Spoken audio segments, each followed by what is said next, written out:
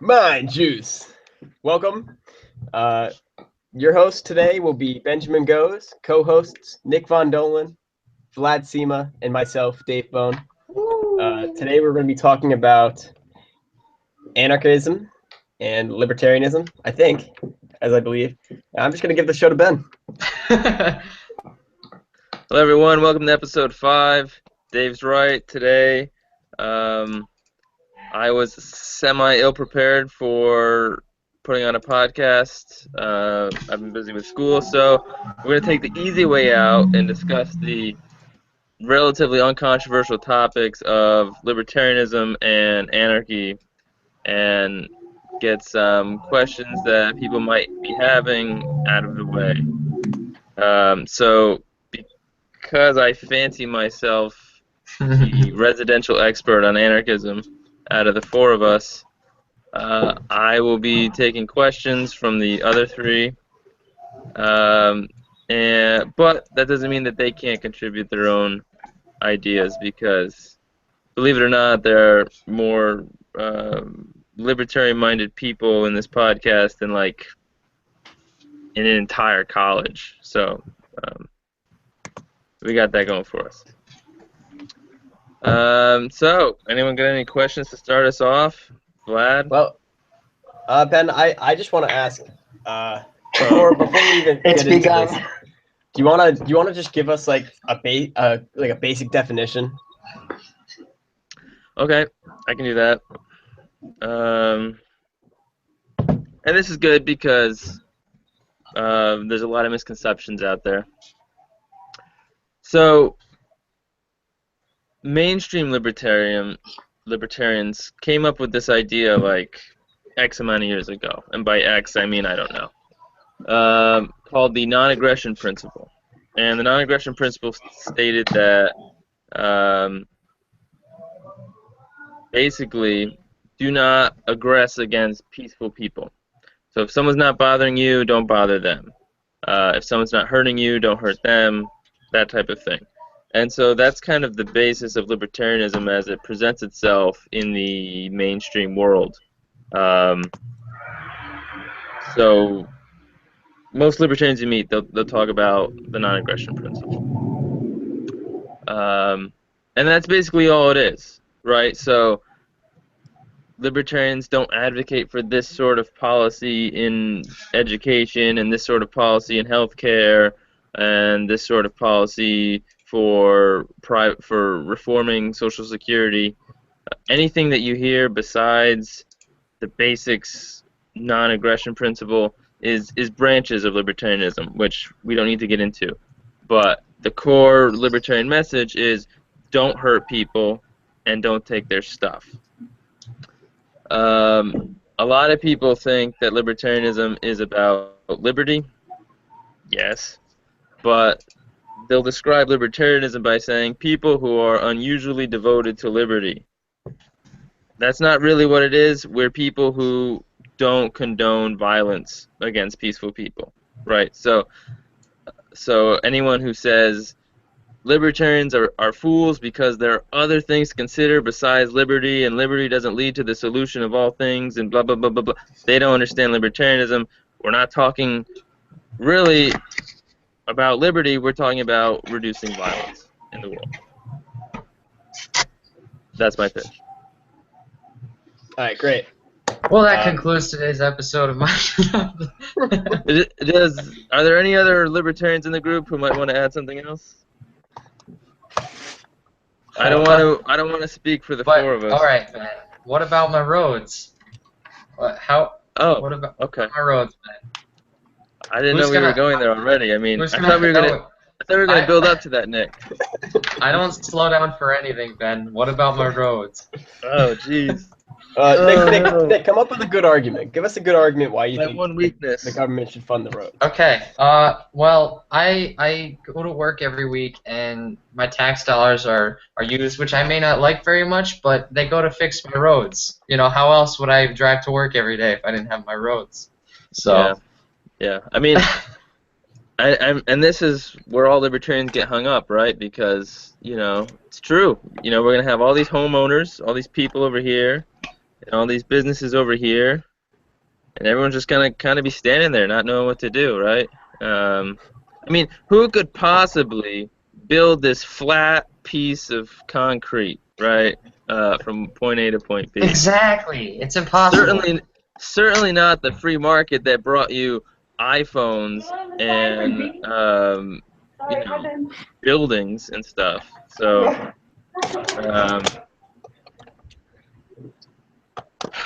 real answer, roads would be privately owned, just like everything else in a market economy. They would be funded either by businesses who want to name roads after themselves, or businesses who want exclusive advertising on those roads, or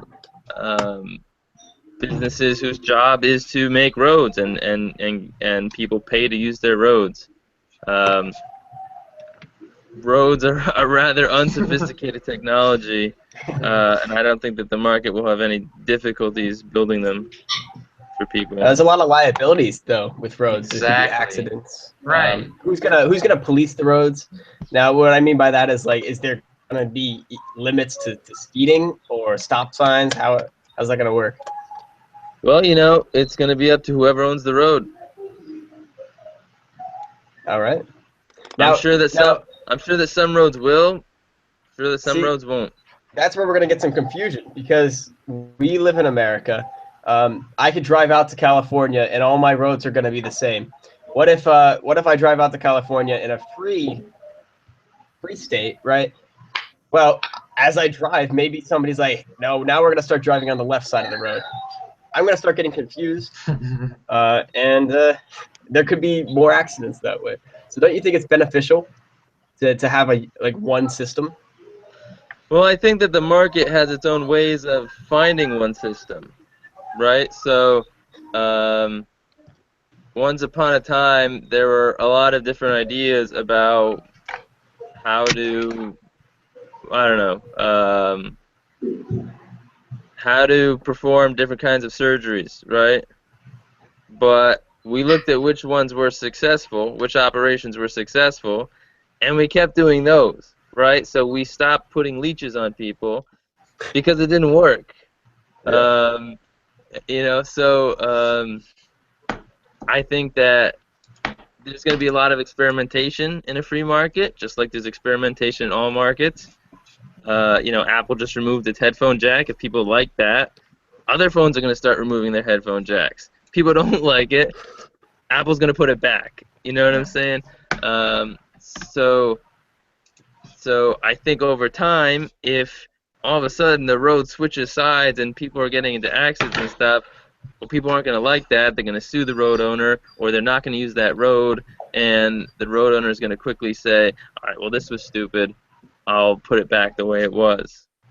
So I think there's going to be a coming together, or standardization, where the best methods become more prevalent. All right, that makes sense. So are you saying the road owners get to make their own rules and everybody has to abide by them? If you're going to use the road, yeah. Okay. It's their property. In a free market, you get to do what you want with your property as long as you're not hurting anyone else. So you own a road. What if I beat everyone to making every road in America? Then I impose all my rules and nobody can make another road. Isn't that gonna cause conflicts? Except other people can make roads. No, say I cover the entire ground with my road. Will people build their roads over my roads or what? You would have to buy everyone else's land to cover all of the land with your roads, right? So you would own the country with your roads? It seems unlikely, to say the least. If you did that, yes, people would have to obey your rules. But they'd also have to obey your rules for everything, because they'd have to live on your road if you owned the entire country with your road. That'd be a pretty expensive road. Yeah. All right, let's hop into a great argument that I still have trouble with to this day. Pollution. This is the hard one because if you own the property, right, Yeah. then you're free to do what you want on it. So I'm an energy producer. I'm going to burn coal, and I'm just going to produce all these terrible pollutants into the atmosphere because who's going to stop me? And what happens is I make the profits, but in the long run, everybody hurts because now we have to face pollution and smog and all this terrible stuff. Is there a question? The question is, like, would there be any way to limit this? What would stop this pollution from happening? Because, that there's going to be a point where pollution is going to start causing problems. Well, I think the easiest solution in terms of effectiveness might be public opinion, because hey, we don't like smog and pollution, right? So we might look at coal companies or anyone who pollutes and not buy products from them, right? So if someone like Dave, who's really concerned about the environment, um,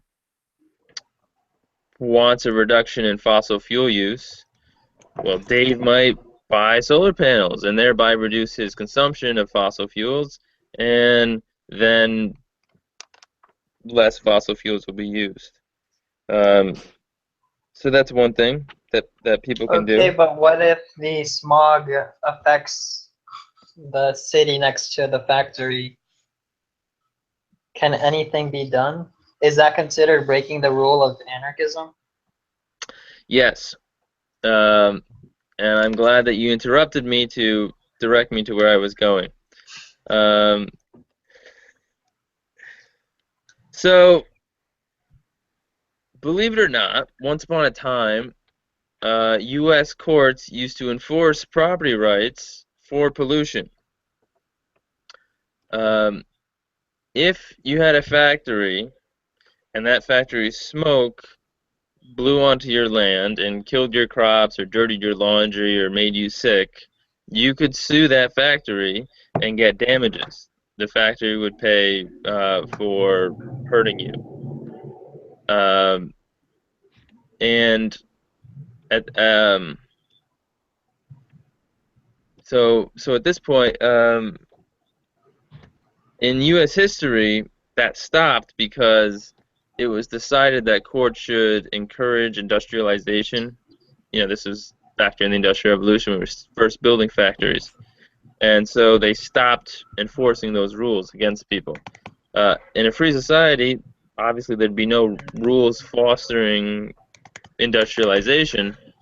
So we could go back to that model of, if you can prove that that factory's pollution hurt me, then I can sue that factory and get damages back. The other thing that can be done, the way to determine the value of that is actually through property prices. So if a factory is pouring lots of smog into a city, then property values in that city are going to be really low because people aren't going to want to move into that city. It's going to not be valuable.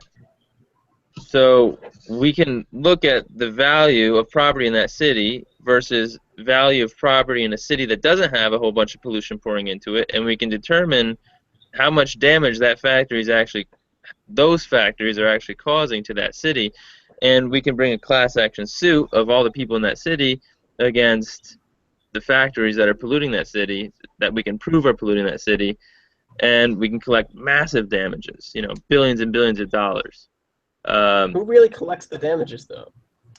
In a class action suit, the reward gets divvied up amongst all the people who are affected by it. So if there's And a million who's people in the gonna? city and they make $10 billion, then every person will get $10,000. So it can be substantial. Most class action suits are not substantial. You make a couple million and there's 100,000 people and they all make $4 or something like that. But depending on how much damage is being done, you can make money. And if you don't make a lot of money, that means not a lot of damage is getting done. So my point is just that property rights exist in a free society, and if a factory is violating those property rights, there are methods to collect compensation from them. And who's forcing the factory to pay the money? What if they don't want to pay it? Well, if they don't want to pay it, this is a point of contention amongst libertarianisms. There's the right libertarianisms who say we can enforce laws against the factories, so we can send someone in to take the money. Other people on the left of libertarianism kind of take a different view, and I think I take this view myself a lot. We can't actually force them to do anything, so we're going to ostracize them in a way, and not buy any products from them, and not permit them to be in our property, stuff like that. So who exactly is going to enforce this? I don't know, because I don't know which kind of system we'll have. I suspect we'll have a system where we can go in and we can just take the money, kind of like we do now. And if they don't pay, then they get more fines, and they might, the owners of the company might go to jail or something like that. Whether that's completely ethical, I don't know. I can't say right now. But I think that any system of law that we would have in a free society would have methods of extracting that money.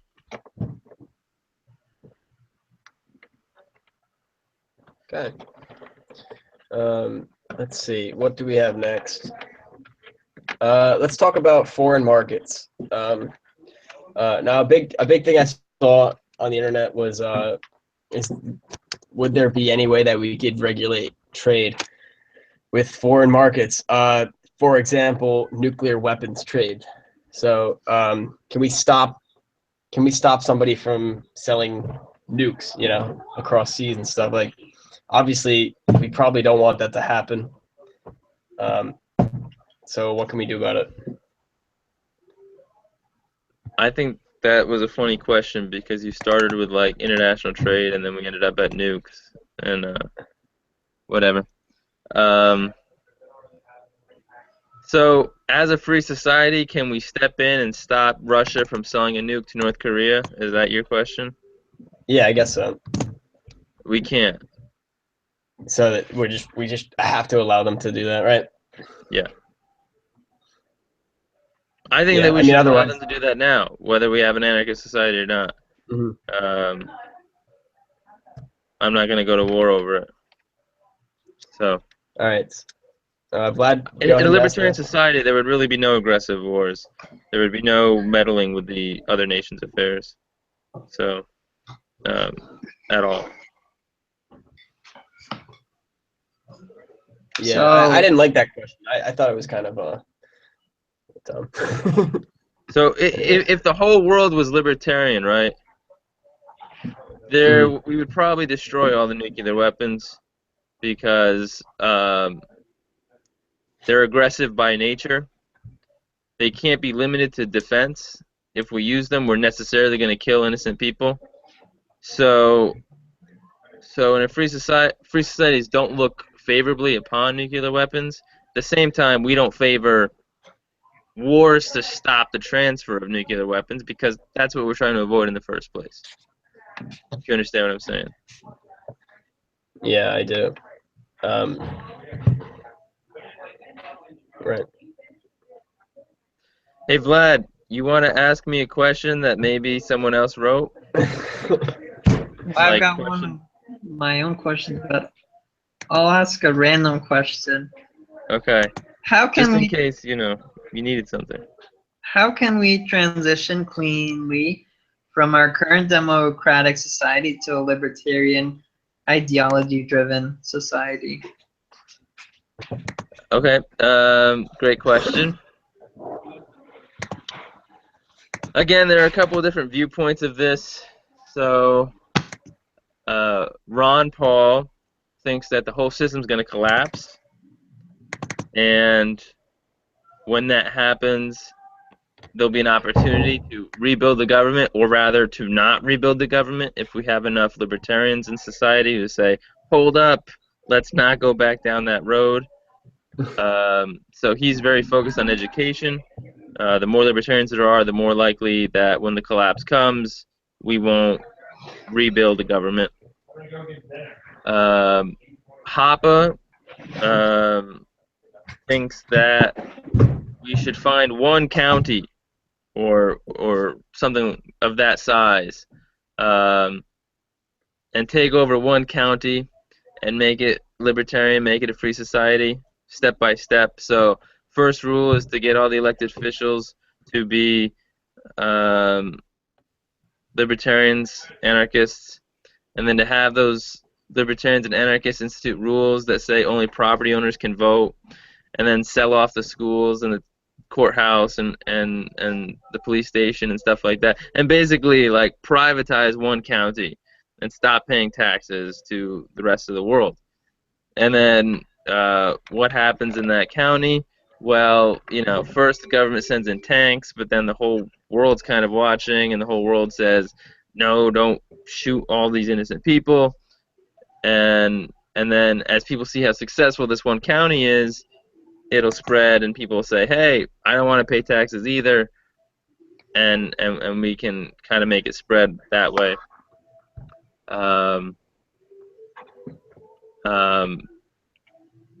The last view that I'll mention, although there are other views out there, is that I call it the optimist view, and it's the view that technology is just going to make government irrelevant, so that we don't even pay attention to government when it talks. It becomes like the Queen of England, like we have it, but I don't know what it's doing because it's not doing anything for me. So like, we have so many apps now that connect us to private security or allow us to trade with other people without permits and stuff, and apps that give us all this kind of information on. So like we have Yelp, restaurant review. Yelp probably does more for food quality safety than anything else, than any FDA regulation. So basically that view is eventually we just won't need government anymore, so we won't use government anymore, so government won't really be effective anymore. And the truth of the matter is, I don't know how it's going to happen because I don't know the future. The more people who are libertarians and the more people who are working towards libertarianism, the more possibilities there are. And just like with roads, the ways that work are the ways that more people are going to do until everyone's kind of doing things to further a free society. So in New Hampshire, some people, all they do is they walk up and down the street in front of cops, and they feed quarters into parking meters so that cops can never write parking tickets in that town. So it can be little things that people do that just further the cause, I guess. Collectively, maybe one day we'll make it. All right, Ben. The biggest fear that many of my friends have is that if there was no government, there would be no protection. So from other nations that want to maybe just invade us for our land and stuff like that. So in a private free market, we have defense. Yes. And Dave, I'd offer you an opportunity to answer this question if you want it. I'd rather actually you because I haven't been able to convert my friends. Okay. So yes, there will be defense in a free market because obviously, if your friends are concerned with it, they value it, and if they value it, maybe they'd be willing to pay for it. If they're willing to pay for it, then someone's probably willing to provide it, right? So as simple as that, I can know that there will be defense services in a free market. The question is, will they be as good as government services? Well, now this is So I do mention this, right? And now their fear is, well, now there's multiple of these defense agencies. What's going to stop one of them from just taking control and overpowering everyone and taking land and being corrupt? the other defense agencies. That's Like a that's the beauty of competition. But let me go in order. All right. I have one more prefatory comment. There is a tendency when we talk about this topic, right, to compare the hypothetical libertarian version with like a perfected government version, right? So we say things like, what about crime? How will libertarians protect us from crime? As if government fully protects us from crime, right? So you know, this was my father's hang up, and it's still my father's hang up. You know, I'll say something like, what, you don't think that the market could find out who killed Jamie, you know, just as well as anyone else? You know, private investigators are private. And then my dad will say something like, yeah, but then Jamie's already dead, you know? And as if under government, Jamie can't die, right? Like, no, Dad, government fails too, right? Um, so, so I'll say right now that under the government system, 16,000 people every year are killed. About 1,000 of them by cops, by the way, and about 5,000 of those killings go unsolved.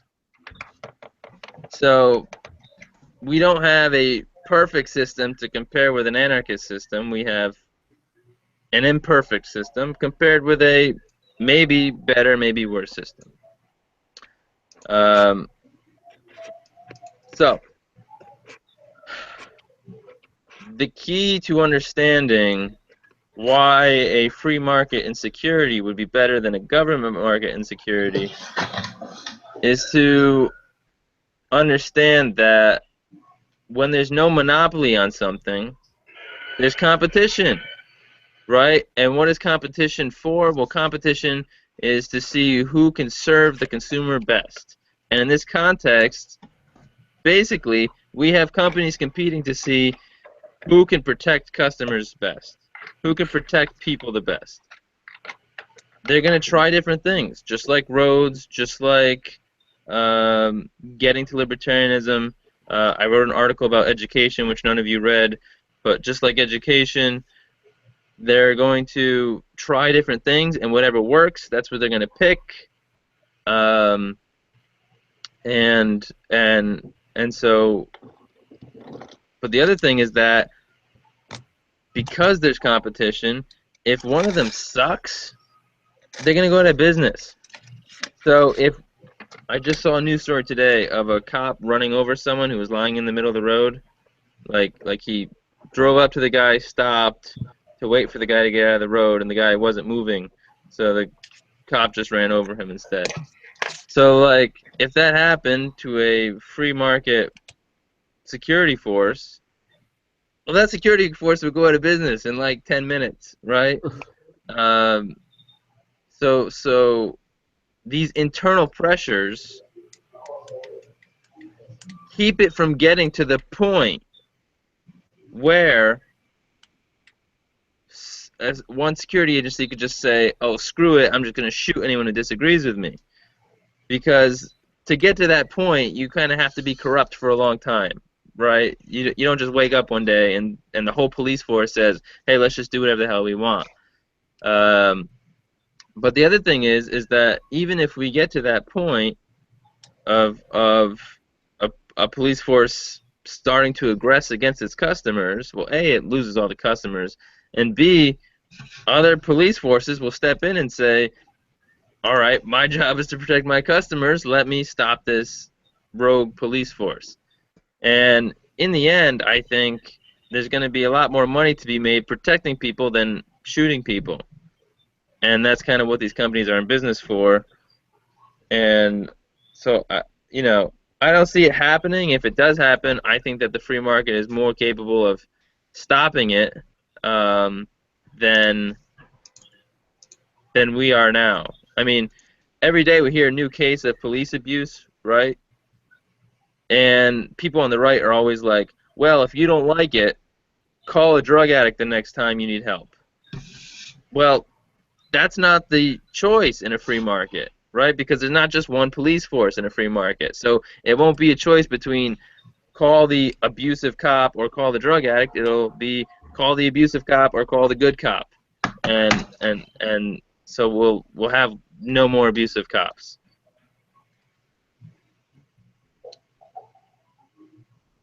All right. I liked how that moved from military to police force. That was good. Covered Did two you topics ask at about once. military? I tried to, Protection. yeah. Did I answer military? Yeah, in a good way. Well, I was talking more about just defense, not like any military for raiding and whatever else. Like country to country defense. Yeah, that's well. I Like mean, it who's wouldn't gonna be defend us country to from? country, but protection from any invasive force, really. Yeah. So I think the easiest way to handle this question is to use Murphy's analysis. I think that there will probably be war insurance, just like there's fire insurance. People will take out war insurance that'll say if my house gets bombed, MetLife will, or whatever Geico will pay for my house, right? Um, Thought that was a car insurance. well, bundling, right? Bundling. Bundling, yeah. Right. If you get boat insurance with us, we'll throw in war insurance. So anyway, so once Geico has all these insurance policies that say if my house gets blown up, you have to pay for the value of my house. Well, Geico's is not just going to sit there and wait for bombs to fall. They're going to take steps to prevent bombs from falling. So I think a lot of war effort, or rather defense efforts, will be undertaken by insurance companies in an attempt to reduce the risks of having to pay out this war insurance against, not just against little houses, but against, multi-billion-dollar skyscrapers and stuff like that. The other thing to keep in mind is that right now, when our centralized state goes to war against another centralized state, there's really only two people planning, right? The person on the top over here and the person on the top over here. It's really a competition between those two. Whereas in a free market, again, there's competition. There's competition to see who can stop the invasion best, right? So I can just imagine insurance companies putting out bounties. Like here comes this army. And if you can kill 5 of them, we'll give you X amount of money. If you can stop them from coming if you can stop them from getting past your house, we'll give you this much money. So you'll have all these, thousands and thousands of people trying different ways to fight back against this invasion. And again, whatever ideas work, that's the ideas that people are going to start using, because that's the kind of ideas that are going to get the money. So it's not even going to be as simple as insurance companies buying, anti-missile guns and stuff. It's going to be insurance companies letting the market find ways to fight invasion. And I almost want to see a war with a libertarian society against a statist society, because the statist society won't know who it's fighting. It'll go in and just random crap will be, spud guns. Maybe they work, maybe they don't. Market will find out. So, Yeah. All right. Yeah, man. You seem to know a lot about spud guns. Not as much as Dave. Yeah, I'm an expert in spud gun tech. All right, maybe not Dave so much as his roommates, but Oh yeah, I remember that. Anyway, Nick, do you have a question? Well, I did have two, and they have both been answered. So I need a moment to recollect after I've been disconnected for the past 15 minutes. All all right, right. well then I will talk about the one that I have in mind, and this one is concerning the rise of sweatshops because in a free society there would be no minimum wage, um, so sweatshops can rise again, and we can hire children workers for ridiculously low wages because if the families need the money, they're going to put the kids to work, right? Right. So are sweatshops bad? And do you think that there should be prevention against sweatshops? Sweatshops are not bad so long as they're voluntary. Mm-hmm. I don't think that there would be sweatshops in the United States because we don't want to work in sweatshops. Um, there's nothing wrong with working in dangerous conditions or working for low wages as long as you decide that you want to work at those low wages or in those bad conditions. I don't want to be the one to say, this employee says I will work for $5 an hour, and the employer says I will pay you $5 an hour. I don't want to be the one to say, hold up, hold up, hold up. I know you're both benefiting from this transaction because you both want to make this transaction, but standing over here, I don't like the way it looks, so I'm gonna step in and stop you guys from interacting. Like Yeah. that just seems ridiculous to me. Um, so am I in favor of child labor? No, but I'm less in favor of telling the child they can't work if it needs to work. So, in all these third world countries, right, you have these governments saying, oh, well, we want to be cool and hip, so we're going to say that children can't work in our factories. Well, guess what? Those countries are dirt poor. The children need to work in those factories in order to eat. If you outlaw child labor, guess what? Now they're going to be child labor in the black market. There's going to be child prostitution. There's going to be starving children. And it's going to be a much worse situation than if you just let these people work their way out of poverty. So, will sweatshops come back? I don't think so because we're already rich enough that we don't need them. If you look at the history of labor laws, right, the status will tell you that when we enacted the Child Labor Standards Act in England in 18 whatever, we ended child labor, and now children don't have to work in factories anymore. Whereas before, under capitalism, we forced all these children into factories. Well, no, what happened was parents don't want their children to work in factories either, but they had to in order to eat. So over time, as capitalism made people richer, we were able to not have to force our children to work in the factories. And once enough people said, all right, out of the factory, now you can pass a law that says no children in factories. Whereas before, no one would vote for it because they needed their children to work. So because we're already so rich, I don't think that we would go back to sweatshops. If we did, I don't think there'd be a problem with it because it probably means that we need them. Interesting. How about one more question? Sure, And I then, came up with one. okay. I wrote. I'm gonna just read it verbatim because I don't really know how to phrase it anyway else. I wrote, if we can assume that money that's usually taken out as income tax by the government will go into our pockets, how will the market prices change if we assume that we have this, spare money that we didn't have while working in a status society? So I think short term, prices would kind of go up through increased demand, right? So now instead of going to the movies once a month, we can go 3 times a month or something like that.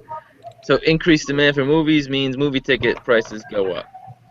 It's important to remember, though, that there's not more money in society overall because now the government's spending no money, right? So the price of metal that goes into, battleships and fighter jets and stuff, well, that's probably going to go down. So Dave's going to be happy with the new prices of building materials and stuff like that. So some prices will go up, some prices will go down. Over time, in a free society where the government doesn't control the money supply, the tendency is for prices to go down because the money supply is constant and we're producing more and more stuff. So if we divide all the stuff by the amount of money in society, eventually we get more stuff, which means that our $1 buys more stuff. Um, so short term, probably prices will go up a little bit. I'm not sure how much. Long term, prices will go down, and in general, even with prices going up, we'll still be able to buy more than we do now by virtue of the fact that, prices will go up a little bit, but we'll be getting 20% more pay, or whatever the government takes from your paycheck. When I go and get my job as a lawyer, they'll be taking, half of my paycheck. So my income will double, and prices won't double. So All right, taxpayers at least would be better off. Right. Cool, Ben. I think that concludes our episode. All right. So any check out our blog. anarchists in the room? A few. There may be. I think I'm the only one in here though. Okay. I am definitely into the ideology, but I do believe that in this free state, there's still going to be law, and there's still going to be order. So that's why I'm not really afraid of anarchism, because there's still going to be order. We're not going to all of a sudden just start rioting in the streets and stuff. And I think that's the biggest concern with anarchism, because it just sounds intimidating. Mm-hmm. Yeah, and I think part of that's been purposeful, making anarchy synonymous with chaos. The meaning of anarchy, literally, is without rulers. So it has nothing to do with chaos. But you're absolutely right, Dave. Anarchists don't say there should be no, governance. They just say that there should be no state. There should be no monopoly on force. So right. There's still going to be laws protecting people. There's still going to be people enforcing those laws. It's just not going to be a monopoly on those processes. It's the monopoly that allows the security agency to, hurt people and to get more power than it deserves. Right? Your friends fear that one security agency will take over. Well, that's what the state is, right? But that's because it has a monopoly. The anarchist simply says, well, let's not give it a monopoly then. So right, it's definitely not the riot in the streets that people think it is. And even if we got rid of government altogether, would you and I start killing each other? Of course not. So there's self-interest there too, where if I kill Dave, 20 years from now, I'm gonna have a much poorer state of existence because Dave didn't invent the next, hydroelectric, blah blah blah, that would have saved me millions of dollars. So there's a self-interest component there too, where society coming together, what makes sense? Should we just kill everyone? Well, no, because I can't make all my own food. So there's that thing too. Awesome. What a conclusion. I think that perfectly concluded our episode. Tune in next week. Our host next week will be Nick Von Dolan. Hey. Again, and his topic is to be announced. TBA.